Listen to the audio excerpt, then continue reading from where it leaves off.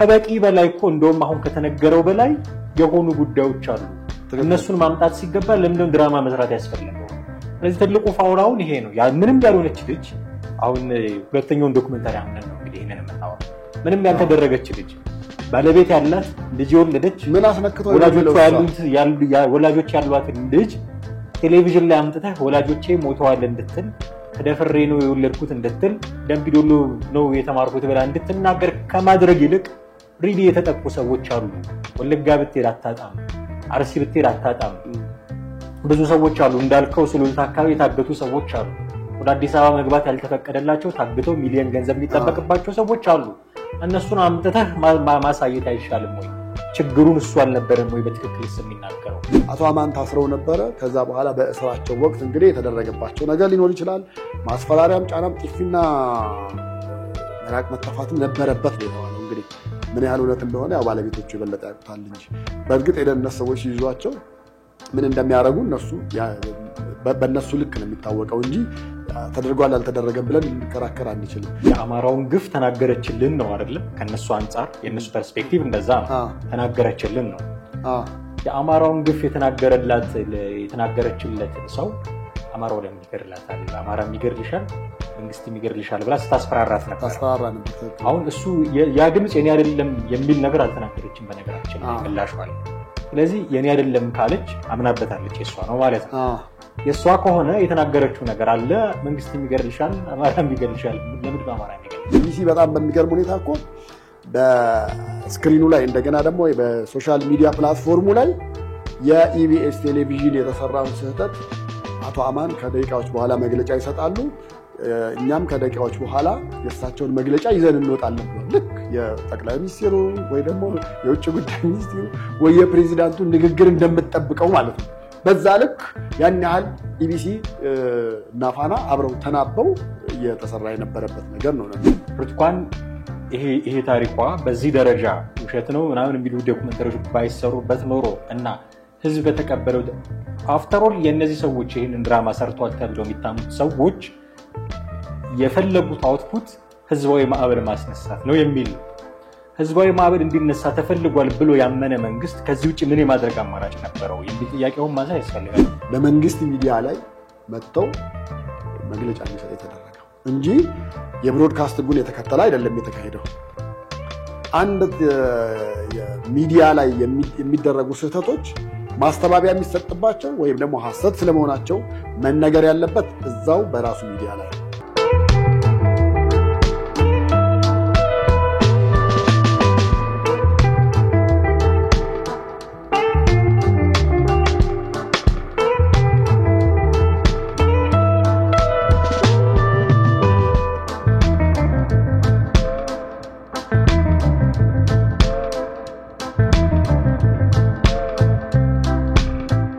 ሰላም እንዴት አላችሁ ውድ ቤተሰቦቻችን ሐምሬ ሚዲያን እየተከታተላችሁ ነው ወቅታዊ ፕሮግራማችን ላይ እንገኛለን ሰሞኑን ከተፈጠሩ ወቅታዊ ጉዳዮች ጋር በተገናኘ አንዳንድ ጉዳዮችን ለማነሳሳት ቴዎድሮስ ካሳና ማረገፋ ዛሬም ወደ እናንተ መጥተናል እስከ ፕሮግራማችን ፍጻሜ ድረስ አብራችሁን ቆይታችሁ ተከታተሉን ዘንድ ያክብሮት ግብዣችን ነው ከኛ ጋር ሆኖ ቴዲ እንዴት ነህ አማን ነኝ ሰላም ነው ሰላም አለን የብርቱካን ተመስገን ጉዳይ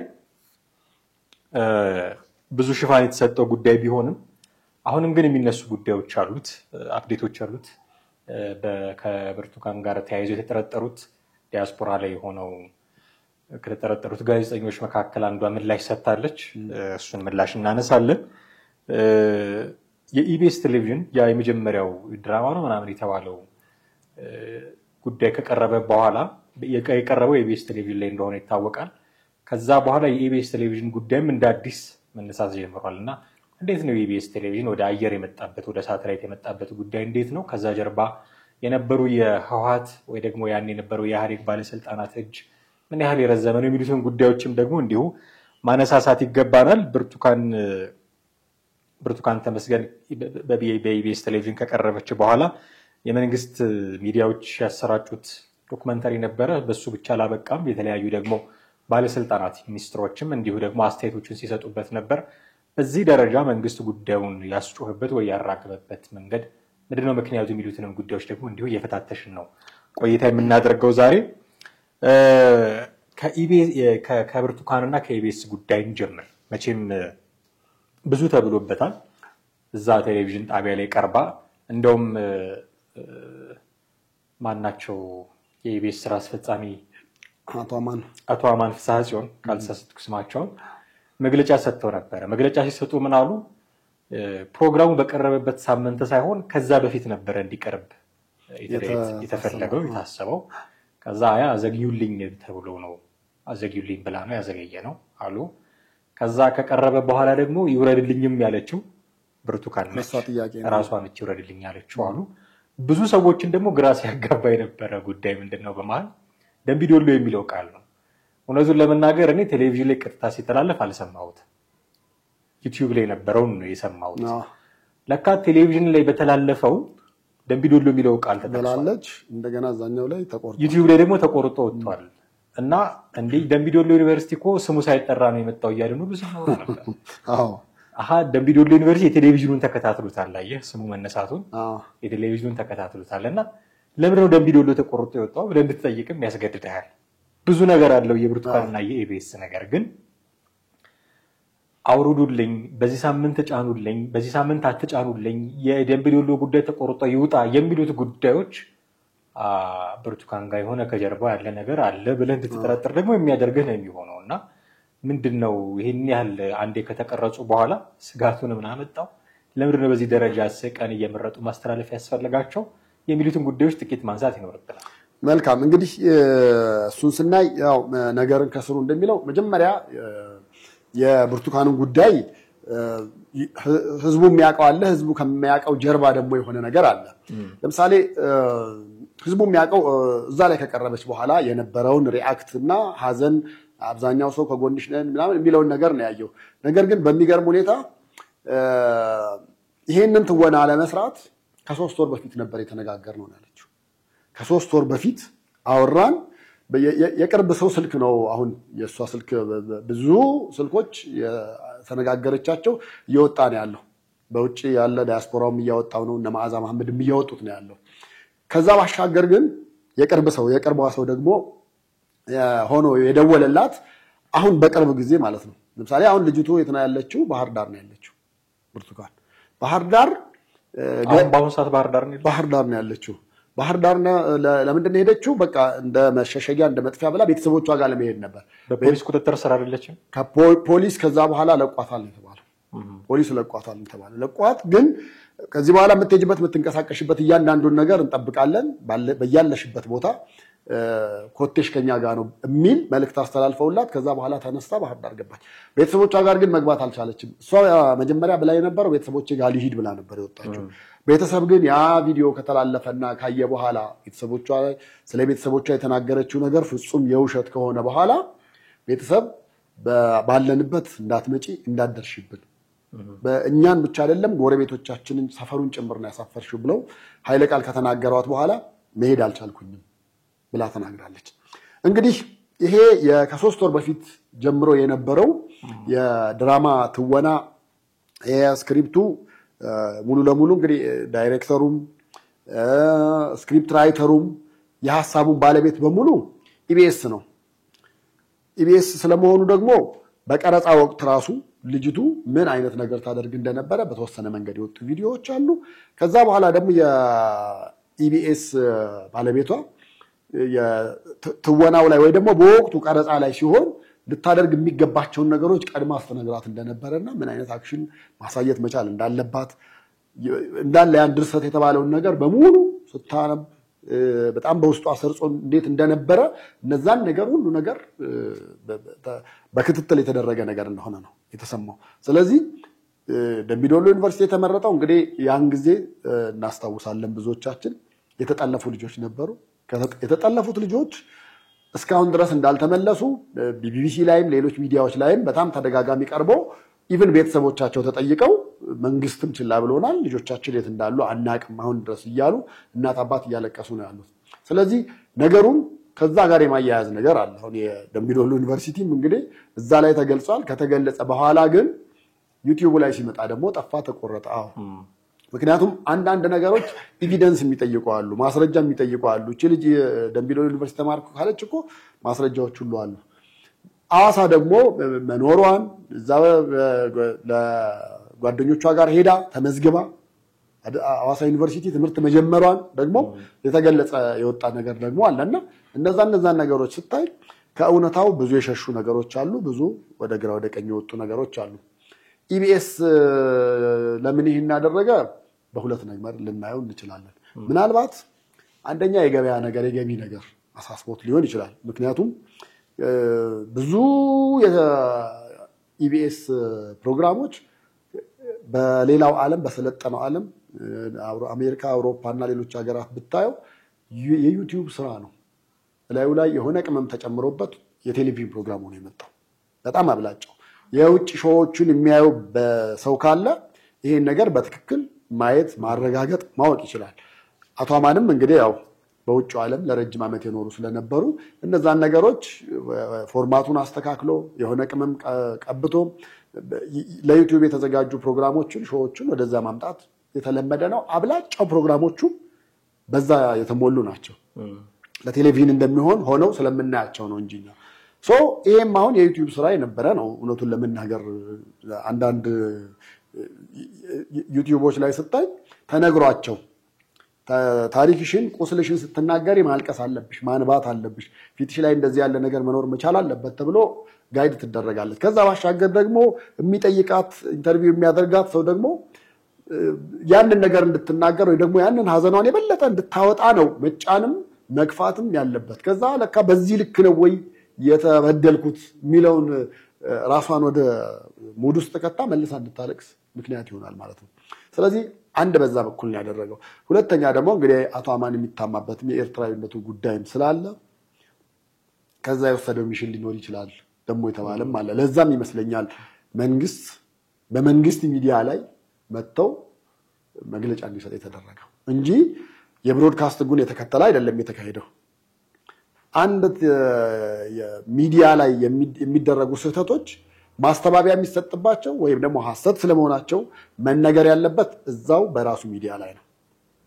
ሚዲያ ላይ ኮኛ መጽሔት ላይ ስትሰራ ላዩ ላይ ያለ የሰራው ነገር ትክክለኛ ነገር ባይኖር የምታስተባብለው በዛው መጽሔት በዛው ገጽ በዛው የገጽ መጀመሪያ ገጽ 5 ላይ ከሆነ እንደዛ ያረከው ያንንም እዛው ገጽ 5 ላይ ነው የምታረገው። የሚቀጥለው እትም ላይ አንድ ገጽ ሽፋን ሰጠ ከሆነ ማስተባበያውንም በተቻለ መጠን እንደዛ እንድታረግ ነው የብሮድካስት የሚያዘው እንጂ እኔ አዲስ አድማስ ላይ ወይ ደግሞ ሪፖርተር ላይ ለተሳሳትኩት አዲስ ዘመን ላይ ወጥቼ አይደለም ይቅርታ ይደረግልኝ መባል ያለበት። ስለዚህ ኢቢኤስም የሰራውን ስህተት በዛው በኢቢኤስ ቴሌቪዥን ጣቢያ ላይ ነው መደረግ ያለበት። ለዛ ነው አየህ አቶ አማን ታስረው ነበረ። ከዛ በኋላ በእስራቸው ወቅት እንግዲህ የተደረገባቸው ነገር ሊኖር ይችላል። ማስፈራሪያም፣ ጫናም፣ ጥፊና መራቅ መተፋትም ነበረበት ነው የተባለው። እንግዲህ ምን ያህል እውነት እንደሆነ ያው ባለቤቶቹ የበለጠ ያውቁታል እንጂ በእርግጥ የደህንነት ሰዎች ሲይዟቸው ምን እንደሚያደርጉ እነሱ በእነሱ ልክ ነው የሚታወቀው እንጂ ተደርጓል አልተደረገም ብለን ልንከራከር አንችልም። ነገር ግን እኒህ ሰው ሚዲያ ላይ ወጥተው ይሄን ነገር ካስተባበሉ ሊለቋቸው እንደሚችሉ እንደ ቀብድ ተነግሯቸው ከዛ በኋላ ወጥተው ነው ኢቢሲ ላይ የተናገሩት። ኢቢሲ በጣም በሚገርም ሁኔታ እኮ በስክሪኑ ላይ እንደገና ደግሞ በሶሻል ሚዲያ ፕላትፎርሙ ላይ የኢቢኤስ ቴሌቪዥን የተሰራውን ስህተት አቶ አማን ከደቂቃዎች በኋላ መግለጫ ይሰጣሉ፣ እኛም ከደቂቃዎች በኋላ የእሳቸውን መግለጫ ይዘን እንወጣለን ብሏል። ልክ የጠቅላይ ሚኒስትሩ ወይ ደግሞ የውጭ ጉዳይ ሚኒስትሩ ወይ የፕሬዚዳንቱ ንግግር እንደምትጠብቀው ማለት ነው። በዛ ልክ ያን ያህል ኢቢሲ እና ፋና አብረው ተናበው እየተሰራ የነበረበት ነገር ነው ነምብል። ከዛ በኋላ እዛ የተሰራው ድራማ ደግሞ እዚህ ተደገመ ደግሞ በሌላ ጃኬቱን ቀይሮ ማለት ነው። እና እንደዚህ ያለ ነው ሂደቱ ነምብል። ወደ የኢቢኤስን አመሰራረት የተወሰነ እናውራቸው ማንሳት አለብን አሁን። ምክንያቱም በግል የቴሌቪዥን ጣቢያ ብዙ ሰው የሚያውቀው እሱን ነው መጀመሪያ የሚያውቀው እሱን ነው። እና ማለት በዛ ጊዜ የግል የቴሌቪዥን ጣቢያ እምብዛም በማይፈቀድበት ጊዜ እንዴት በዛ ደረጃ ሰው ውስጥ መግባት እስኪችል ደረጃ ድረስ እንዴት ፈቃድ አገኘ? ምክንያቱም ከጋዜጦች አቅም አንፃር እንኳን እያሳደዱ ቢሮ በሚዘጋበት ሀገር እና ኢሳትም ከሳተላይት ላይ እንዲወርድ በጣም ብዙ ስራዎች ይሰሩበት በነበረ ሀገር ኢንፋክት ፖለቲክስ ላይ ሰራም ኢቢኤስ የታወቀ ነው። ባይሆንም ግን በዛ ደረጃ እንዴት አምነው ክፍት አደረጉለት የሚሉ ጥያቄዎች ይነሳሉ በጊዜው የነበሩት ባለስልጣናት እንደ አንዳች ነገር ከጀርባቸው ከሌላ በስተቀር በሚል የሚታሙም አሉ። እውነቱን ለመናገር የመጀመሪያ ነው አይደለም የሚያከራክር ጉዳይ ነው። ምናልባት ሌላ ጊዜ መረጃዎች አጠናቅረን ልንመለስበት እንችላለን። ኢቢኤስ የመጀመሪያው ነው ወይ ብዙ የሚነሱ ነገሮች ስላሉ ግን እንዴት ወደ ሳተላይት እንደመጣና ያኔ ከነበሩት ባለስልጣናት ጋር የነበረውን የጀርባ ግንኙነት ግን ማንሳት ይኖርብናል። ኢቢኤስ ቴሌቪዥን ከመመስረቱ በፊት እኔ አቶ መለስ አንዴ በ2002 ዓመተ ምህረት ጋዜጠኞችን ማክሰኞ እየጠሩ እንደ ፕሬስ ሪሊዝ ነገር ጋዜጣዊ መግለጫ ይሰጡ ነበርና በሳምንት ውስጥ ካሉት ነገሮች አበይት በሆኑት ጉዳዮች ላይ ማብራሪያ ይሰጣሉና ያን ጊዜ 2002 በእሳቸው ጋር ገብተን ከነበሩት መካከል አስታውሳለሁ። እንደውም ታምራት የቁም ነገር መጽሔት ባለቤት ነው የጠየቃቸው ይህን ጥያቄ። ያን ጊዜ ሬዲዮዎች ኦልሬዲ ተፈቅደው ነበር። የግል ሬዲዮ ተፈቅደዋል። የግል ጋዜጣና መጽሔት ደግሞ ገና በ80ዎቹ ነበር የተፈቀደው። የቴሌቪዥን ግን ስላልተፈቀደ ሬዲዮዎቹ 2000 የሚሊኒየሙ ጊዜ ተፈቀደላቸውና ገቡ።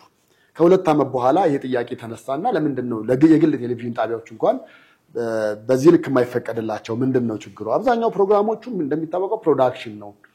ለምሳሌ ቀጥታ ስርጭት ሆኖ ህዝብን የሚያደናግሩ ምን የሚሉ ነገሮች ላይለቀቁ ይችላሉ። ፕሮዳክሽን ስለሆነ ለምንድን ነው ሲባል አቶ መለስ በ10 ዓመት ጊዜ ውስጥ ለግል የቴሌቪዥን ጣቢያዎች የቴሌቪዥን ፈቃድ የመስጠት ዝግጅቱም የለንም፣ ፍላጎቱም የለንም፣ እቅድም የለንም ብለው ተናገሩ። ከዛ በኋላ እንግዲህ 10 ዓመት ሳይሞላ አቶ መለስ ከሞቱ ከጥቂት ዓመታት በኋላ ነው ኢቢኤስ ቴሌቪዥን የተከፈተው። ኢቢኤስ ቴሌቪዥን ሲከፈት እንደዚህ እንዳሁኑም ተመልካች አልነበረውም። እንደውም ቅጽል ስሙ ነበረው ራሱ። ኢቢኤስ የሚለውን ሲተነትኑት ኢትዮጵያ ቴሌቪዥን ብሶበት ነበር ተብሎ የሚቀርበው። ያው ኢትዮጵያ ቴሌቪዥን የሚያቀርበውን ነው የሚያቀርብልህ። ምንም እንደውም ከዛ የወረደውም ማለት ነውና ሰው ምን ብለህ ታየዋለህ? ምንም ይሄን ያህል ቦታ የምትሰጠው ሰዎችም ድርጅቶችም በዛ ልክ ስፖንሰር ለማድረግ ጋዜጠኛውም እዛ የመቀጠር ፍላጎት የሌለው እንደው ሰውም ቻናሉ አለ ብሎ ብዙም የማይከፍተው ነበር እና ያን ጊዜ እንግዲህ ልክ እንደ ሪፖርተር ጋዜጣ አመሰራረት ጋር ያው ያመሳስላቸዋል። የኢቢኤስ ሪፖርተር ያው ለአቶ አማረ ሲሰጥ እንግዲህ አቶ አማረ ታጋይ ናቸው ምናምን። ከዛ በኋላ ሲወጡ የተወሰነች ትንሽዬ ታሪክ አለች ከታምራት ላይ እኔ ጋር የሚገናኙበት።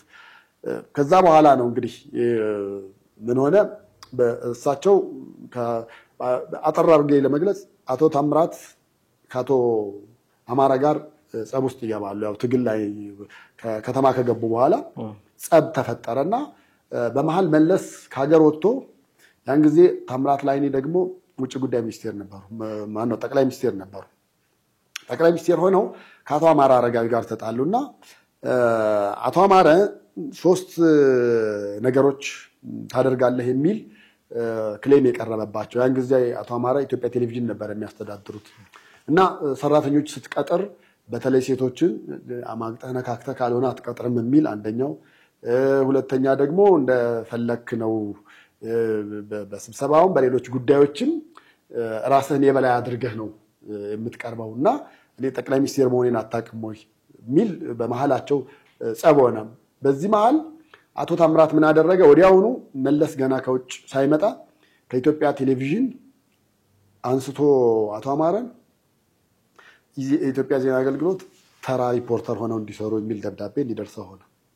ከዛ መለስ በ4ኛው ነው በ5ኛው ቀን መጣና ሰበሰባቸው። ሁሉ ነው ሰብስቧቸው ምንድነው የሚነገረው? እስቲ ከተማ ውስጥ ምን አለ፣ ምን አይነት እንቅስቃሴ አለ ሲል ሁሉም ስላለው ነገር እየተሰራ ስላለው እንቅስቃሴ በሙሉ በውጭም በአገር ውስጥም ስላለው ተናገሩ። አማረ የት አለ ብሎ ጠየቀ መለስ ሲል አማራን እኔ አባርሬዋለሁ አለ። በምን ምክንያት? ድርጅት ውስጥ እንዲህ ያለ ነገሮች ሲሰራ እንትን ብሎ በስብሰባ በጉባኤ ተገናኝተን ለምንድን ነው እንደምታረጋው ብለ ስንለው እንደ መብት አድርጎት ጭራሽ ከኛ ጋር በጸብት እና ምን ወሰናችሁ ምን አደረጋችሁ ሲባል አባረርኩት። ኢትዮጵያ ዜና አገልግሎት ተራ ሪፖርተር ሆኖ እንዲሰራ ተሰጥቶታል አለ። ከዛ መለስ በወቅቱ ለአማረ ዲፌንድ አድርጎ ነው የተናገረው። እናንተ እዚህ ውስጥ ካላችሁት በሙሉ ከተሰበሰባችሁት በሙሉ በዓላማ አማረ አረጋዊ ይበልጣችኋል። እሱ ለዓላማው ሟች ነው፣ ለዓላማው ቋሚ ነው። እናንተ የሆነ ነገር ሲመጣ እኮ ጥፍ የምትሉ ናችሁ። እናንተ ማን ሆናችሁ ነው እሱን የምታግዱት አለ። ከዛ አማረ ተጠራ። መለስ አነጋገረው። ምንድነው የምትፈልገው? ወደ ስራህ ልመልስህ ወይስ አሁን ያለበት መስሪያ ቤት በተሻለ ቦታ ማዕረግ ሰተን እናስቀምጥህ ወይንስ ከድርጅቱ መልቀቅ ትፈልጋለህ ተባለ። ከድርጅቱ ለቅቄ ሚዲያ መክፈት ፈልጋለሁ አለ። ምን አይነት ሚዲያ? ሪፖርተር ጋዜጣ መመስረት ፈልጋለሁ ነው ያለው ቶታሊ። ከዛ በኋላ ተጠራና ተነገረው። እነዚህን ነገሮች ስትሰራ ግን ለምሳሌ እኛ የምንፈልጋቸውን የድርጅቱን የኢህአዴግን አቋምና ዓላማ የሚያንጸባርቁ ነገሮች እዛ ላይ ማተም አለብህ፣ ማውጣት አለብህ ተባለ። በዚህ ተስማምቶ ያን ጊዜ ወደ 1987 ነው ሪፖርተር የተመሰረተውና የዛኔ 3 ሚሊዮን ብር ተሰጠው። 3 ሚሊዮን ብር የዛኔ ምን ያህል ተአምር እንደሚሰራ ታውቃላችሁ። ከዛ በተጨማሪ ደግሞ የኪራይ ቤቶች አስተዳደር ድርጅት በጣም ሰፊ ግቢ ያለው ቤት ዮሴፍ አካባቢ ያለ ንፋስ ስልክ አካባቢ ትምህርት ቤቱ አካባቢ ያለ ትልቅ ግቢ ያለው እንደ ቢሮ እንዲጠቀምበት እንዲሰጠው ተደረገ እና ያን ጊዜ ያቺ 3 ሚሊዮን ብር ለምንድን ነው የተሰጠችው ተብሎ ሲባል የትግል ካሳ ነው ተብሎ ነው የተሰጠው። የትግል ካሳ ግን በዘመነ ወያኔ አይደለም 3 ሚሊዮን ብር ለአንድ ሰው ካሳ ሊሰጥ አብዛኛው ታጋይ የነበረውን ዝም ብለው ነው የመለሱት። በቃ ትግላችንን ጨርሰናል ወደ መጣችበት ተመለሱ ተብሎ ተመለሱ እና ሪፖርተር ጋዜጣ የዛኔ እንግዲህ አማረ ታምራትን ለመበቀል ተራ ሪፖርተር ስላደረገው የጋዜጣውንም ስም ሪፖርተር ብሎ ነው ያወጣው። እሱ ብቻም አይደለም። ከዛ በኋላ አቶ ታምራት ላይኔ ከሀዲያ ሱፐርማርኬት ባለቤት ጋር በሙስና እንደዚህ በሴትነቷ እንትን ብለህ እዚህ ውስጥ ተጨማልቀሃል ሲባል መጀመሪያ መረጃዎቹን የፍርድ ቤት ሂደቶቹን የፓርላማውን ውሎች በሙሉ ይዞ የሚወጣው ሪፖርተር ጋዜጣ ነበር። የዛኔ የነበረውን ብድሩን እየመለሰበት ማለት ነው። ኢቢኤስ ከሱ ጋር ምን ያመሳሰላል ብለህ ብትለኝ የእናቶ በረከት እጅም ስላለበት ነው። አሁን አንዳንዶች አማን ኤርትራዊ ነው እንዴት በረከት ስምዖንን ከአማራ ጋር ብዙዎች በረከት ስምዖንን እንደ አማራ አድርገው ያስቡታል እንጂ ከጀርባ ወደ እውነታው ስትመጣ ያለው ነገር እሱ ራሱ ኤርትራዊ ዝርያ እንዳለው ነው። በብዛትም የሚገናኝ የነበረው የሚደዋወልም የነበረው አማን ከአቶ በረከት ስምዖን ጋር ነበር። በዛ የተነሳ በሳተላይት ደረጃ ተፈቀደለት። እንግዲህ አስበው አሁን ምን ያህል ክፍያ መጥቷል ብለህ ብትል ወደ 60,000 ድረስ መጥቷል። $60,000 ለሳተላይት የሚከፈለው ነገር ግን አሁን ኢቢኤስ ቴሌቪዥን እዛ ይከፍላል ነው አይከፍልም ነው። ለምንድን ነው? እዚህ አካባቢ ያሉትን በሙሉ የሚሰሩትን ስራዎችና እንቅስቃሴዎች በሙሉ በዘገባው ለአረብ ሀገራት ያስተላልፍላቸዋል። ኢትዮሳት የአረብ ሀገራት የሚጠቀሙበት ነው በብዛት ወደ እነሱ ያስተላልፋል። ግብፅን ጨምሮ እሱን ያዩታል። የኢትዮጵያን ነገር በሙሉ መከታተል እንዲችሉ ምክንያት ሆኗል ማለት ነው። ስለዚህ ኢቢኤስ ያን ያህል በየወሩ $60,000 መክፈል ባይችልም ነገር ግን ለሌሎች በሚያደርገው ወይ ደግሞ ከኔዘርላንዳዊ የሆነ የኢትዮሳት ባለቤት ዋናው የካምፓኒው ባለቤት አለ ለሱ የሚሰጠውን ብር በጓደኝነት በፊት አብረው ስለነበሩ ምንም አይነት ክፍያ እንደማይፈጸም ነው። ከዛ ባሻገር አሁን አንዳንዶቹ ኢትዮሳት ሲባል የኢትዮጵያ ሳተላይት ነው የሚመስላቸው አይደለም። ከዛ በኋላ እኮ ብዙ የቴሌቪዥን ጣቢያዎች ራሱ በኢትዮሳት እንዲጠቀሙ ተገደው ቻናላችሁን ወደዛ አዙሩ ተብለው ወደዛ ለማዞር በጣም ከፍተኛ ዶላር ከፍለዋል። እስቲ እንመልከት እንግዲህ አሁን ኢቢኤስ ከተቋቋመ በእርግጥ ረዘም ያለ ጊዜ ነው የወሰደው። ከዛ በኋላ የተቋቋሙ ቴሌቪዥን ጣቢያዎች አሉ። እነዛ ቴሌቪዥን ጣቢያዎች በሙሉ ተዘግተዋል። በሙሉ በጣም ያሉት ጥቂቶቹ ናቸው። የተዘጉትን ልጥቀስልን። ጄኤፍኤም ተዘግቷል፣ ባላገሩ ተዘግቷል፣ ኢሳት አሁን በቅርቡ ሊዘጋ ነው፣ ቲቪ9 አለ፣ ባላገሩ እንደዚህ ሌሎችም አሉ። ብቻ በጣም ኤልቲቪም እንደዛው ነው፣ ኦቤን ነው በኦሮምኛ ቋንቋ የሚያስተላልፈው እሱም እንደዚሁ ተዘግቷል። ከመንግስት ምንም አይነት ድጎማ አንደኛ ስለማይደረግ ጤና ላይ ይሰራ የነበረም ቴሌቪዥን ጣቢያ ነበር አፍሬልዝ በቃ ነገርኩ። አሁን እነዚህ በሙሉ እንግዲህ የሚከፍሉት አጥተው ነው ለኢትዮሳት የሚከፍሉት አጥተው ነው የተዘጉት ማለት ነው። እሱ ግን ያው ስቲል ነው አለ። አሁን ማስታወቂያዎቹን ምናምን ነገር ነው ብሎ አንዳንድ ሰው ሊከራከር ይችላል። ኢቢኤስ መታየት የጀመረው እኮ አሁን ነው። ቃናና ኢቢኤስ ብዙ ተመልካችና ብዙ ኦዲየንስ የመጣላቸው አሁን ከቅርብ ጊዜ ወዲህ ነው። ያን ያክልም የመክፈል አቅም ያላቸው የነበራቸው አልነበሩ እና እነዚህ ነገሮች ናቸው እንግዲህ አሁን የኢቢኤስ አመሰራረቱ መጣ ምን አለ አሁን ባለበት ሁኔታ እንደ አማራጭም ይታያል እንደገና ሌሎች አሁን እንደነ ሰይፉ ምናምን ሌሎች ያሉ እዛ ላይ ገብተው ፕሮግራማቸውን አድምቀዋል ከዛ ውጭ ግን ከዩቲዩብ ላይ ያሉትን ፕሮግራሞች አመጣው ወደ ቴሌቪዥን አድርገው እየተሰራ እየቀጠለበት ነው ያለው እዚህ ጋር ለምን በዛ መንገድ ሄዳ አይደለም እነሱ ሌላውም በዛው ሊሄዱ ይችላሉ አባይ ቲቪን ብታይ ለምሳሌ መነሻው እሱም ከዩቲዩብ ነው ከዩቲዩብ ሆኖ ተነስቶ እየሰራ ወደ ቴሌቪዥን ጣቢያ የሳተላይት ቴሌቪዥን ጣቢያ መሆን ደረጃ ደረሰ ጥሩ እየሄደ ያለ ነው አላማህና ግብህ ምንድነው ብለህ ብትጠይቀው ግን ኢቢኤስን መሆን ነው የሚለው እዛ ላይ ምንም ይወሰድ ያለው ከዛ ስለዚህ እዛ ላይ ያሉት ነገሮች ብዙ ነገሮች ተይዘው ተስበው ምን ብለው የመስራት ነገር መንግስትም በአንድ በኩል አስደንግጦት በሁለት የመንግስት የቴሌቪዥን ቻናሎች በተመሳሳይ ሰዓት ዶክመንታሪውን እጅግ በጣም በአጭር ጊዜ ማሰራትና መለቀቅ ደረጃ የደረሰው ይሄ ነው እንግዲህ ኢቢኤስ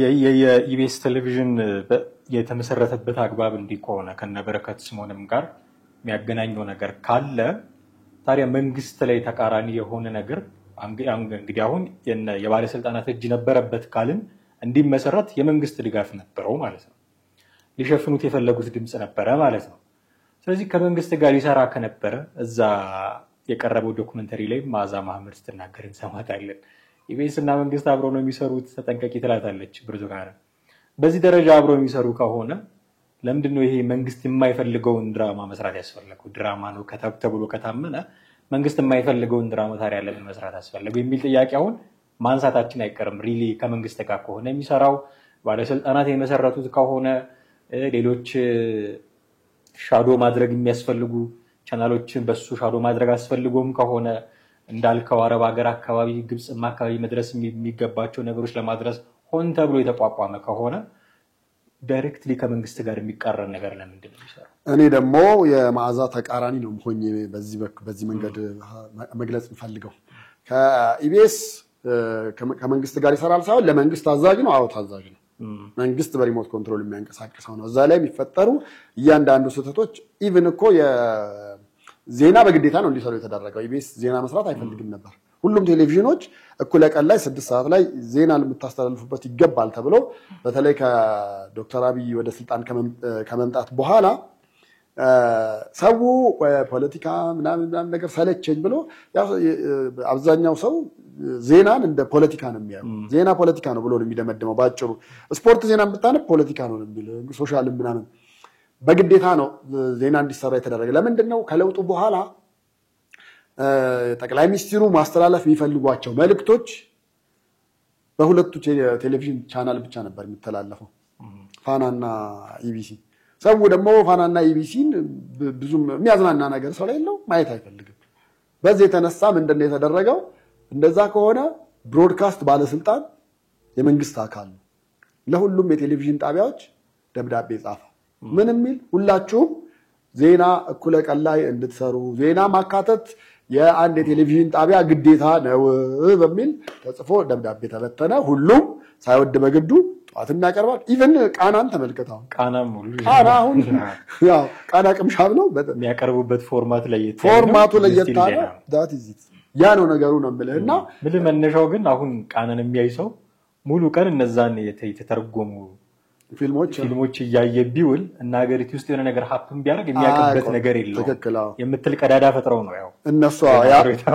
አንድ እሱ ነው ሁለተኛ ግን ከመንግስት የሚወጡትን መረጃዎች ህዝቡ መዳረስ አልቻለም ያፈዘዛችሁ ያደነዘዛችሁ ነው የሚል አቤቱታ ነው ከመንግስት የመጣውና በግዴታ ነው ዜና እንዲሰሩ የተደረገው ኢቢኤስ ከለመንግስት ታዛዥ ነው ግን ከመንግስት ጋር አይሰራም አንዳንዴ ግን በስራዎች መካከል ምን ይመጣል ፋውል ልትሰራ ትችላለህ ኢቢኤስ ከገንዘብ አንግል ከተለያየ ነገሮች አንግል አይቶ ይሄ ነገር ወይ ደግሞ እነዚህ ድራማዎች ጥሩ ናቸው ብሎ ነው ያዛቸውና ለመስራት ያሰበው በነገራችን ላይ የሷ ዶክመንተሪ ብቻ እኮ አይደለም እነ ነፃነት የሚያቀርቡት ላይ እኮ በጣም ብዙ ፋውሎች ራሱ ይሰራሉ ከዛ በኋላ ምን ይደረጋል ግን እነዚህ ነገር መንግስትን ይነካሉ መንግስትን ያስቀይማሉ እየተባለ መንግስትን ከሚያስቀይሙ ህዝብ ቢያስቀይሙ ይሻላል ተብሎ ህዝብ እንደፈለገ ተትቶ ነገር ግን መንግስት የሚያስቆጣ ነገር ሲሆን ደግሞ ተቆራርጦ ይጣላል በዛው ልክ ነበረ እየተሰራ እየተሄደ የነበረው። ነገር ግን ሳይታሰብ ያ ነገር መንግስትን አስቆጣው።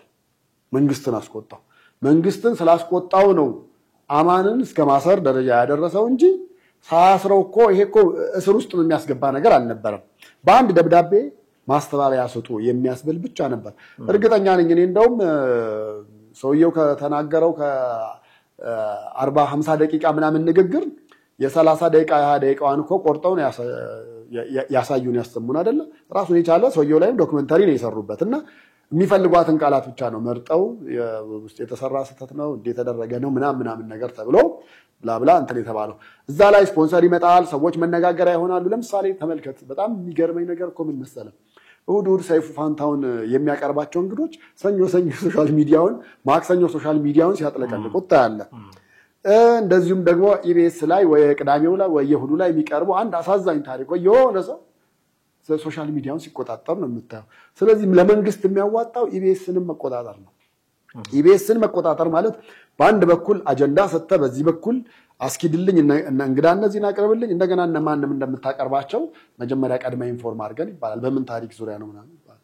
በዛ እነኚህ ሰዎች እንደዚህ እንዳይሉ ቢሉም ቆርጣችሁ ጣሉት የሚባል ነገር አለ። ስለዚህ የብርቱካን ጉዳይ ኢቢኤስ ሳያውቀው የገባበት ጭቃ ነው፣ ሳያውቀው የገባበት ጉድጓድ ነው። በሬ ሆይ እንደተባለው ሳሩን አይቶ የሚመጣውን የኦዲየንስ መሳቡን ታሪኩ አሳዛኝ መሆኑን ወይ ደግሞ እዛ ያለው ስክሪፕት ራይተሮቹ እነዚህ ነገር ይጨመርበት ተብሎ ዳይሬክተሮቹ አልቅሺ እዘኝ መንበይ ልጅቱ በነገራችን ላይ እኔ እንደዚህ አሁን ስልክ ስታወራም ስሰማትም በኖርማልም ድምጿ የሚያሳዝን ቅላጼ ነገር አለው። በጣም የሚያሳዝን ቅላጼ አለው። በዛ ላይ ደግሞ አንዳንድ የሚያሳምኑ ነገሮችም አሉ። ለምሳሌ ጳውሎስ ሆስፒታል አሁን ድረስ የማህፀን ሕክምና እያደረኩ ምናምን ነገር ነው። በሌላ በኩል ግን ባለቤቴ እንዳይሰማ እንዲሆናል ጭራሽ እንደውም ማዕዛን ምንድነው ስትላት የነበረው እባክሽ ለባለቤቴ ንገሪው፣ ቅድም የነገርኩሽን መጥፎ ነገሮችንና ላንቺ የነገርኩሽን እሱን ተይና ከዚህ ውጭ ያለውን ጥሩ ነገሩን ንገሪውና እኔም ሄጄ እዛ በቀመጥ ነው ሊበጀኝ የሚችለው እንጂ እዚህ መሆኔ ጥሩ አይደለም። አሁን ባልየው አዲስ አበባ ነው የሚኖረው፣ እሷ ደግሞ ክፍለ ሀገር ትኖራለች። እዚህ ደግሞ መታ ዘመድ ጋር አርፋው እንደነበረ ነው ታሪኮቿ የልጅቱ ታሪኮች እያስረዱ ያሉትና በዚህ ልክ መተው እዚህ ጋር መናገራቸው ኢቢኤስ ያችን ነበር ያሰበው። በኋላ ግን ያልታሰበ ነገር ሆነ። ከዛ በኋላ እኮ የመንግስት ሚዲያዎች አይተህ ከሆነ ምንም አይነት ሀገራዊ አጀንዳ እንደሌለብን ብርቱካን ብቻ ነበረ ጣቢያዎቹ የሚደልጉት የነበረው በተለይ ሁለቱ። ከዛም አልፎ ደግሞ ቅድም ለማንሳት እንደሞከርነው በሚኒስቴር ደረጃ አይደለም በጣም በሚገርም ከዛም በከፋ ወይ ደግሞ ከዛም በባሰ የክልል ርዕሰ መስተዳድሮች ራሱ ይሄን ነገር ያቀርቡት እየተባለ እኮ እየተላከ ነበር። አንዳንዶቹ እንዴ እኛ ለምሳሌ አሁን የሬዲዮዎች ምናምን እኛ እዚህ ብዙ አጀንዳዎች አሉ፣ የብርቱካን ጉዳይ የኛ አጀንዳ አይደለም ምናምን ብለው የመለሱ አሉ። ከጉዳዩ ክብደት አንፃር ግን ምኑ ነው ክብደቱ? ኦኬ ምኑ ነው ክብደቱ? አሁን የብርቱካንን ታሪክ ተጠቅመው አንዳቸው ነገር መፍጠር የፈለጉ ሰዎች አሉ የሚል ትንታኔ የሚሰጥባቸው ሁኔታዎች አሉ። ለምሳሌ ብርቱካን ይሄ ታሪኳ በዚህ ደረጃ ውሸት ነው ምናምን የሚሉ ዶክመንተሪዎች ባይሰሩበት ኖሮ እና ህዝብ በተቀበለው አፍተር ኦል የነዚህ ሰዎች ይሄንን ድራማ ሰርቷል ተብለው የሚታሙት ሰዎች የፈለጉት አውትፑት ህዝባዊ ማዕበል ማስነሳት ነው የሚል ነው። ህዝባዊ ማዕበል እንዲነሳ ተፈልጓል ብሎ ያመነ መንግስት ከዚህ ውጪ ምን የማድረግ አማራጭ ነበረው የሚል ጥያቄውን ማንሳት ያስፈልጋል። ምክንያቱም ጉዳዩ በጣም ሴንሲቲቭ ነው።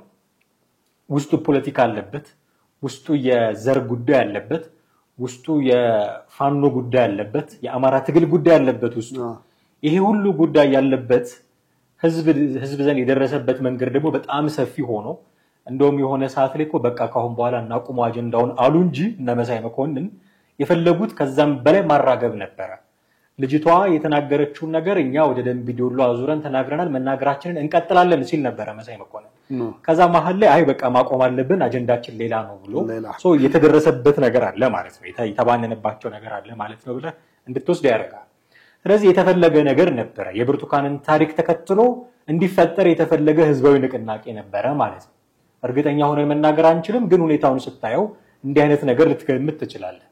መንግስት እነዛ ሰዎች እንደዚህ ቢያስቡም ባያስቡም ሊፈጥሩት የፈለገ ነገር አለ ብሎ ካመነ በዚህ ደረጃ ከመንቀሳቀስ ውጪ ምን አማራጭ ነበረው?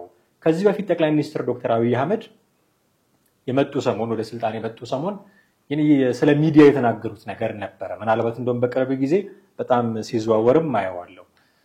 ማድረግ የምንችለው ሚዲያዎችን መዝጋት ሳይሆን ብዙ ሚዲያዎችን መፍጠር ነው። 200 ቻናል ቢኖር ያንንም እየቀያየረ ሲፈልግ ይውላል እንጂ አንድ ቻናል ቋሚ ደንበኛ አይኖረውም። እሱን ነው ማድረግ ያለብን የሚል አስተሳሰብ እንዳላቸው ሲናገሩ ነበር። አሁን 200 ሚዲያ ምናምን ላይፈጥሩ ይችላሉ። 200 ሐሳብ ፈጥረህ ግን ልትሸፋፍን ትችላለህ። ስለዚህ በስትራቴጂክ ደረጃም የሚከተሉት ነው። ከስጋታቸውም አንፃር ደግሞ ዶክመንተሪ በየቀኑ በመስራት ባለስልጣኖች እየወጡ እንዲናገሩ በማድረግ የዛን ነገር ካውንተር መስራት አለባቸው።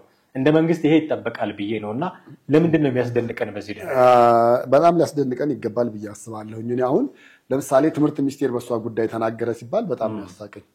እንደ ኢትዮጵያ ውስጥ እኮ በነገራችን ላይ አንዳንድ ፓርቲዎች መግለጫ ያወጡ አሉ። ለምሳሌ እናት ፓርቲ እና ኢህአፓ ምናምን እነዚህ መግለጫ እያወጡ ይሄዱ አሉ። በእርግጥ ነው ጉዳዩ ድራማ ነው ባይባልና ዝም ተብሎ ቢሆን ሌሎቹም ፓርቲዎች እንደዚህ ቀስ በቀስ ያወጡ ነበር። ግን ሌሎቹ ደግሞ ምን አሉ? አዎ ውሸት ነው ሲባል አዎ ውሸት ነው ድራማ ነው በሉን፣ እሺ ይሁን እንመን። ነገር ግን ይሄ ነገር በኢትዮጵያ አይደረግም ወይ ተብሎ ሲባል ይደረጋል። በቃ መጨረሻው እሱ ነው፣ ይደረጋል ነው። ምክንያቱም የደምቢ ዶሎ ተማሪዎች የጠፉት እስካሁን ድረስ አልመጡም። እዝቹ ሱሉልታ እዝቹ የ30 ደቂቃ መንገድ ሳትጓዝ አጋቾች ያግታሉ፣ ይወስዳሉ። የአንድ ሰሞን ዜና ይሆናል። ከዛ በኋላ ሳይመለሱ ይቀራሉ። ይሄ አገሪቱ ውስጥ ያለውን ነባራዊ ሁኔታ ያሳያል። እንደዛ ብለው አምነው የተቀበለው የተቀመጡ ፖለቲከኞች አሉ። ማለት መንግስትን የሚቃወሙም የሚደግፉም የነታየለ እንዳን ሐሳብ ማንሳት እንችላለን። እንደው መንግስት ነገሩን የበለጠ አባባሰው እኮ ነው። አሁን መንግስት ይሄ ነገር ሐሰት ነው ብሎ ሌላ መግለጫ ውስጥ ሲገባ፣ ሌላ ማብራሪያ ውስጥ፣ ሌላ ዶክመንተሪ ውስጥ ሲገባ ይሄ ነገር ከጀርባው ምን አለ እኮ ነው የምትለው። ለምሳሌ የተሰራው ፋውል ምን መሰረት ሄዲ አሁን ያልካቸው ነገሮች እኮ አሉ። ኢትዮጵያ ውስጥ ሰው ይታገታል፣ ይደፈራል፣ ጨቅላዎች ይገደላሉ እኮ። ይሄ እኮ የምናውቀው ነገር ነው። ካለፉት ዓመታት ጀምሮ አሁን ድረስ ያልቆመ ደህንነታችንን ለምንድነው መንግስት የማያስጠብቅልን የሚል ጥያቄ የሚያስነሳ ብዙ ነገር አለ። ይህንን ነገር በሚገባው ደረጃ ህዝብ ዘንድ አልደረሰም ብሎ የሚያመን አካል ካለ ራሱን ቪክቲሙን ነው አምጥቶ ሪል የሆነ ነገር መስራት ያለበት። ሀብታሙ አያሌው መዓዛን ሲተች የተናገረው ነገር አለ። ከበቂ በላይ እኮ እንደውም አሁን ከተነገረው በላይ የሆኑ ጉዳዮች አሉ። እነሱን ማምጣት ሲገባ ለምንድነው ድራማ መስራት ያስፈልገው? ስለዚህ ትልቁ ፋውላውን ይሄ ነው። ምንም ያልሆነች ልጅ አሁን ሁለተኛውን ዶክመንታሪ አምነን ነው እንግዲህ ይሄንን የምናወራው። ምንም ያልተደረገች ልጅ ባለቤት ያላት ልጅ የወለደች ምን አስነክቶ ወላጆች ያሏት ልጅ ቴሌቪዥን ላይ አምጥተህ ወላጆቼ ሞተዋል እንድትል፣ ተደፍሬ ነው የወለድኩት እንድትል፣ ደምቢ ዶሎ ነው የተማርኩት ብላ እንድትናገር ከማድረግ ይልቅ ሪሊ የተጠቁ ሰዎች አሉ። ወለጋ ብትሄድ አታጣም፣ አርሲ ብትሄድ አታጣም። ብዙ ሰዎች አሉ እንዳልከው ሱሉልታ አካባቢ የታገቱ ሰዎች አሉ። ወደ አዲስ አበባ መግባት ያልተፈቀደላቸው ታግተው ሚሊዮን ገንዘብ የሚጠበቅባቸው ሰዎች አሉ። እነሱን አምጥተህ ማሳየት አይሻልም ወይ? ችግሩን እሱ አልነበረም ወይ በትክክልስ የሚናገረው? ለምንድን ነው ድራማ ሰርቶ እቺ ልጅ ኤክስፖዝ አድርጎ ፋውል መስራት ያስፈልገው እኮ ነው ትልቁ። አየኸው ምን መሰለ፣ እንደዛ በትክክለኛ የተጎዳውን የተጠቃውን ሰው ብታመጣ እዚህ ቦታ ያ ሰው ቢናገር ከተናገረ በኋላ ነገ ምንድነው ሊሆን የሚችለው? ይሄው በጣም በቀላሉ እንኳን እንደ ድራማ እንኳን እኮ የተወነችው ልጅ ሰላሟን አጣለች። በቃ ያ ሰውስ ምንድነው የሚሆነው? መጨረሻው ምንድነው የሚሆነው? መጥቶ ከተናገረ በኋላ ይሄ እኮ በዚህ በሚዲያ ዓለም ውስጥ አንተም እኔም አንዳንድ ሰዎች ተጎድተው አይተን አግኝተን ኑ ተነሱ ውጡና ሚዲያ ላይ ተናገሩ፣ ይሄን ነገር ቢያንስ ህዝብ ይወቅላችሁ፣ መንግስት ይወቅላችሁ ምናምን ብለህ ስትላቸው ኖ አንተ ኢንተርቪው ካረከኝ በኋላ ነገ በሚኖረኝ ነገር ላይ ፕሮቴክት አታረግልኝ ይላል። ስለዚህ ይሄ ስጋት አንደኛ አለ። ሁለተኛ እውነተኛ የተጠቁትን አምጥቶ ማስቀመጡ ከመንግስት ተቃራኒ አንፃር መቀመጥ ከመንግስት በተቃራኒ እንደመቀመጥ አይደለም ለኢቢኤስ። አሁን እኮ በዚህ ጉዳይ እኮ በነገራችን ላይ ሌሎች የቴሌቪዥን ቻናሎች እኮ መስራት አቅቷቸው አይደለም የተዉት አለ። በዚህ መንገድ ሊሰሩ ይችላሉ። ታስታውስ እንደሆነ አንድ ሰሞን የኢሳት ቴሌቪዥን ነው እንዳለ በአንድ ፓስተር የተጭበረበሩትን ሰዎች አመጣና ማቅረብ ጀመረ። 3 ሰዎች እኛ ተጭበረበረናል ብለው ቀረቡ። ከዛ በኋላ ምንድነው እየተፈጠረ የመጣው? ሌሎች የተጭበረበሩ መምጣት ጀመሩ፣ ሌሎች መጉረፍ ጀመሩ። ከዛ ደግሞ ፓስተሩ ምን ማድረግ ጀመረ? እነዛን ደግሞ ጥቃት መፈጸም ጀመረ እነዛ ላይ ማለት ነው። ስለዚህ አይደለም መንግስት ግለሰብ እንኳን በአንድ በኩል የሆነ ላዩ ላይ ጫና የሚደረግበት ከሆነ ወይ ደግሞ እሱን አታክ ሊያጠቃ የሚችል ነገር ሲመጣ አታክ የማድረግ ነገሩን በዛው ልክ ይዘልቅበታል ገንዘብ እስከመመደብ ደረጃ ድረስ ማለት ነው ስለዚህ ኢቢኤስ እኔ አሁን ለምሳሌ እርቅ ማዕድ የሚባል የሬዲዮ ፕሮግራም ታውቃለህ እርቅ ማዕድ ላይ የሚቀርቡት አንዳንዶቹ የተወሰኑትን እናስታውሳቸዋለን እኮ ያ ታሪክ ከተከናወነ ከ5 ዓመት ምናምን በኋላ እዛ መተው ታሪካቸውን ያቀርባሉ ሰዎቹ እዛ መተው ታሪካቸውን ሲያቀርቡ በርግጥ ከብዙ ነገሮች አንፃር ነው አንደኛ ታሪካቸው ሌሎችን እንዲያስተምር ነው ሁለተኛ እነኛ ሰዎች ህይወታቸው ያልሆነ ቦታ ከሆነ ያለው በተሻለ መጠን ሊረዳቸው ወደሚችለው ሰው ማድረስ ነው ሶስተኛና አራተኛ ደግሞ የሬዲዮ ጣቢያውም የፕሮግራም አዘጋጆቹን በዛ ልክ መደመጥ ስለሚፈልጉ ነው አራተኛና አምስተኛ ያልክም መዘርዘር ትችላለህ ብዙ ነገሮች አሉ ነው ማለት ኢቢኤስም ሲያመጣ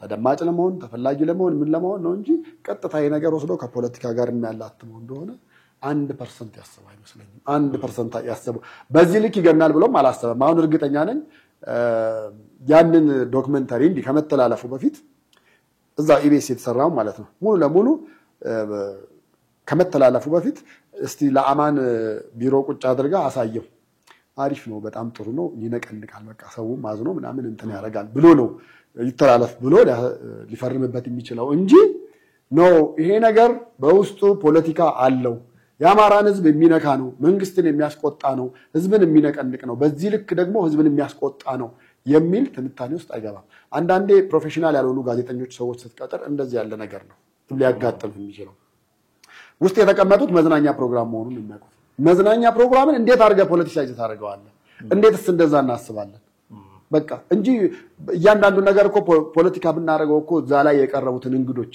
እስቲ ወደ ኋላ ስክሮል ያደረግን እንይ ዩቲዩብ ላይ ያሉትን እያንዳንዱን እኮ ፖለቲሳይዝ ማድረግ ትችላለህ ነገር ግን በዚህ ልክ ደግሞ ይሄ አንድ ብሔር ላይ ተኮር ያደረገ አንድ ተማሪዎች የነበረ እውነት ሊመስል የሚችል ብዙዎቻችን አይተን አምነን ከንፈራችንን እንደመጠጥ ነው ማለት ነው እንደዛ በኋላ ግን እያደረ ደግሞ አንዱ ሲመዝ ደግሞ የተለየ ነገር የሚያደርግ ነገር ሆኖ ተገኘ ከዛው ጪ መንግስት ኢቢኤስ ላይ ከዚህ የበለጠ እርምጃ መውሰድ አይችልም በርግጥ ቻናሉ ተቋርጦ ነበር ለተወሰነ ደቂቃ ኢቢኤስ 4 ቻናሎች ናቸው ያሉት በአራቱም ገንዘብ ይሰበስባል አሁን አራቱንም አቋርጠውት ነበር ከዛ በኋላ መንግስት ቆየና አስቦበት ምን አለ አይ ይሄን ቴሌቪዥን ጣቢያ እንዲባረግ ዓለም አቀፍ ተቋማት ያሉባት ከተማ ነች ስለዚህ ዲፕሎማቶች ይሰማሉ የአፍሪካ ተቀማጭ ቦታ ነው በዚህ መንገድ ይሰማል ውጭ ያለውም ዳያስፖራው ይሰማና ይቆጣል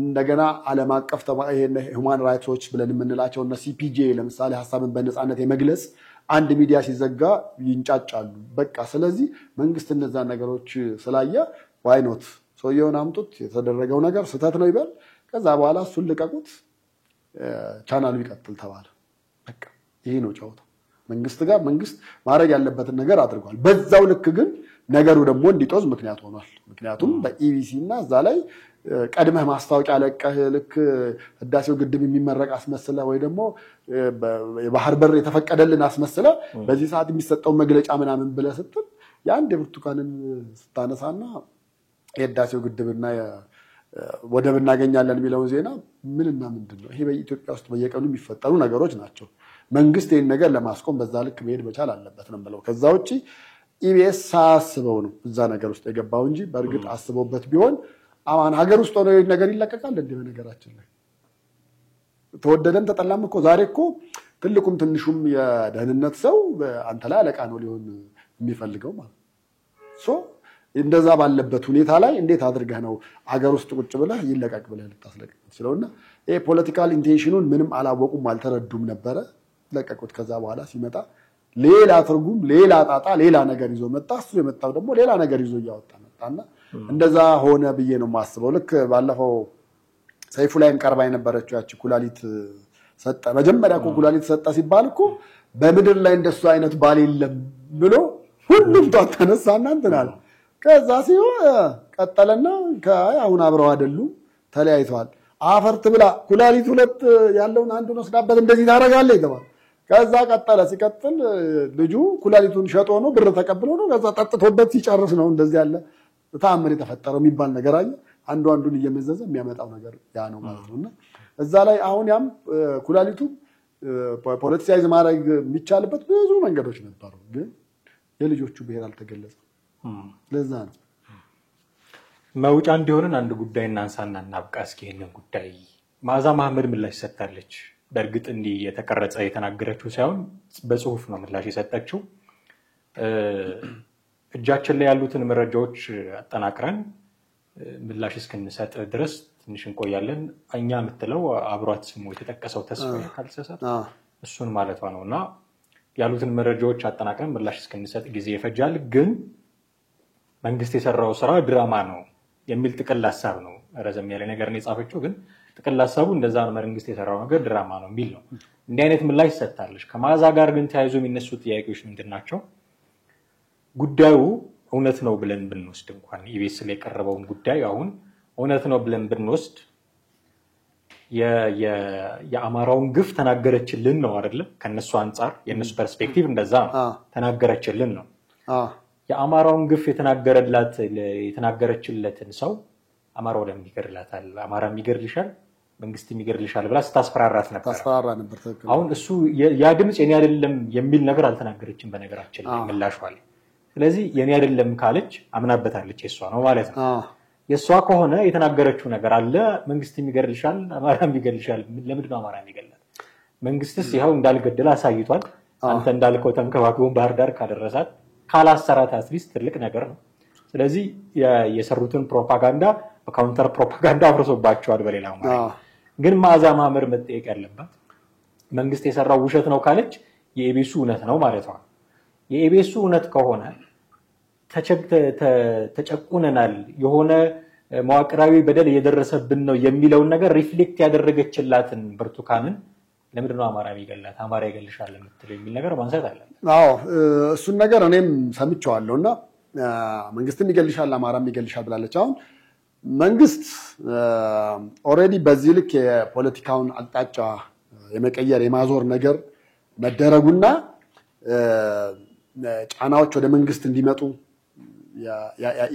የተሄደበት ርቀት በዛ መንገድ ፍራቻ በዛው ልክ ሊኖራት ይችላል ከዛ የተነሳ ነው አማራው ግን ሊገልሽ ይችላል ያ ሁሉ የተሰራው ነገር ድራማ ነው ውሸት ነው አማራም ላይ ስቃይ እየደረሰ አይደለም እንደማለት ነው ተብሎ ነው የሚወሰደው ምክንያቱም እቺ ልጅ እንደዛዛ እንባዋን ያየሰው አነጋገር ለዛዋን ያየሰው አቀማመጧን ደህና ወንበር ላይ ተቀምጣ እንኳን ኩስስ በላይ ተቀመጠች ልጅ እንደው ሲያይ አብዛኛው እያለቀሰ ጭንቅላቱን እየነቀነቀ በውስጡም እያለቀሰ ባይኑም እያለቀሰ የተከታተላትን ሴት ይሄ ሁሉ ነገር አገር ፍቅር የተሰራ ነው ወይ ደግሞ ብሔራዊ ቲያትር የተሰራ ነው ብሎ ከማለት በምንም ሊተናነስ የሚችል ነገር አይደለም ስለዚህ የአማራ ስቃይንም የአማራ ግፍንም እየተደረገ አለ ምናምን የተባለው የውሸት ነው ተውኝ ተብዬ ነው ብላ ስትል እንዴት ነው ሊመሯት የሚችሉ የሚለው ነገር ሊያነሳሳ ይችላል ነገር ግን የበሰለ ፖለቲከኛ ወይ ደግሞ የበሰለ ሰው ከሆነ ደግሞ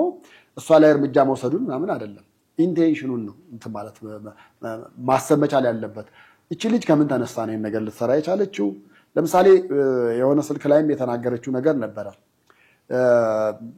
ትወና ነው ድራማ ነው እና ትሰሪያለሽ ወይ ተባልኳለች አው ታዋቂ መሆን ፈልጋለሁ ታዋቂ መሆን ስለምትፈልግ የውቅና ጥማት ስላለባት እንደዛ እንደተናገረች አንደርስታንድ አደረገ ከዛ ቆይቶ ስክሪፕቱ ከተሰጠኝና ወረቀቱ ከተሰጠኝ ደግሞ በጣም ከዛ በኋላ ቆይተው ከ3 ወር ቆይተው ነው ደግሞ የደወሉልኝ አለች ለምን አስፈለገ ያን ጊዜ ከ3 ወር በፊት ከነበረ በእርግጥ አንድ ፕሮግራም ሲሰራ ስኬጁል አውጥተህ ይሄ ምን ልስራ ምን ላድርግ ምናምን ብለህ ነው ግን በዛ ልክ በዛ ርቀት ልክ እንዴት ያን ታሰበ የሚለው አንደኛው ልታስብ ይገባል ሁለተኛ ወደ መዓዛ ስንመጣ መዓዛና አብሯት የነበረው ልጅ በአጠቃላይ ይሏት የነበረው ትተሽ ሂጂ ወደ ደብረ ብርሃን ሂጂ ነበር ደብረ ብርሃን ስትሄጂ የሚቀበልሽ ሰው አለ አዘጋጅተንልሻል እንግዲህ እነዛ ሰዎች ሜቢ ፋኖ ውስጥ ይዟት ሊገቡ ይችላል ከዛ በኋላ ምን አለ መሰለ እዚህ ላይ እንደው እንደውጫም ሳልናገር ማለፍ ማልፈልከው ይሄ የትግል ስልት ህወሓት ውስጥ አንድ ወቅት እንደዚህ ነበር በተለይ ከደርግ ጋር ሲታገሉ ማለት ነው ከደርግ ጋር ሲታገሉ ምንም እንግዲህ የደርግ ወታደር አንልም፣ የኢትዮጵያ ወታደር ነው የምንለው። የኢትዮጵያ ወታደር በጣም ዲሲፕሊንድ ናቸው። እንደዚህ አስገድዶ መድፈር ጋር ማጠብቃቸው መጠጥ ቤት ገብተው መሳሪያ ስለያዙ አንከፍልም የሚሉ አይደሉም።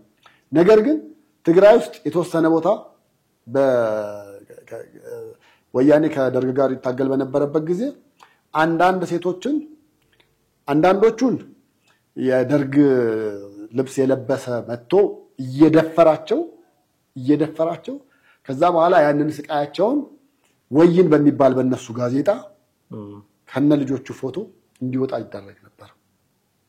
ከዛ በኋላ ምንድነው ዋናው ዓላማው? ትግሉን ማፋፋም ነው፣ ትግሉን ማነሳሳት ነው። እቺ እህታችን ተደፍራለች፣ ስለዚህ ነገ ከነጎዲያ የደርግ ወታደር መጥቶ አንቺንም እንደዚህ ነው የሚደፍርሽ፣ ከዛ በፊት ግን ዛሬውኑ ወደ ጫካ ግቢና ከኛ ጋር በረሃ ተቀላቅለሽ ታገይ የሚል ያንን ነገር ልታስደርግ ድጋሚ እቺ ልጅ እዛ ገቢ ያለቻት። እቺ ልጅ አሁን እዛ ከገባች ያላት አማራጭ አንድና አንድ ነው። መንግስት ስለሚፈልግሽ አርፈሽ ታግለሽ ይሄ መንግስት መጣል መቻል ያለብሽ። ይሄ መንግስት ካልወደቀ ከቤተሰብሽ መገናኘት አትችይም፣ ከባለቤትሽ መገናኘት አትችይም፣ ከማንም መገናኘት አትችይም ተብሎ ይነገራታል። ከዛ በኋላ እቺ ልጅ ህንድ ውስጥ እንዳለችው እቺ ፉላን ዴቪ ባለ ታሪኳ እንደሷ መሳሪያ አንግታ ፎቶግራፏ ተለቆ እኔም ብርቱካን ነኝ የሚል ይለጠፋል በትልቁ።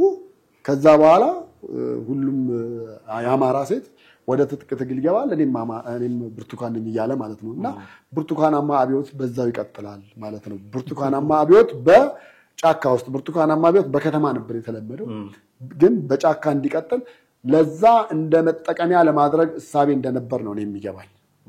ብርቱካናማው ሐረካት ብሎታል። ጂሃዳዊ ሐረካት ነበር ሰራ የነበረው ዶክመንተሪ። ይሄኛውን ብርቱካናማው ሐረካት ብሎታል። የሆነ ሆኖ ማዛ መሐመድ ምላሽ ሰጣበታለች። መረጃዎች አብኝ ምናምን የሚል ጽሁፍም አላት።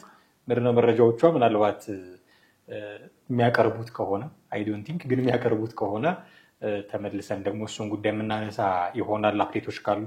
አሁን ግን ለጊዜው በብርቱካን ጉዳይ ያሉት አዳዲስ ነገሮች እነዚህ ናቸው። ስለነበረን ቆይታ በጣም ነው አመሰግነው ቴዲ።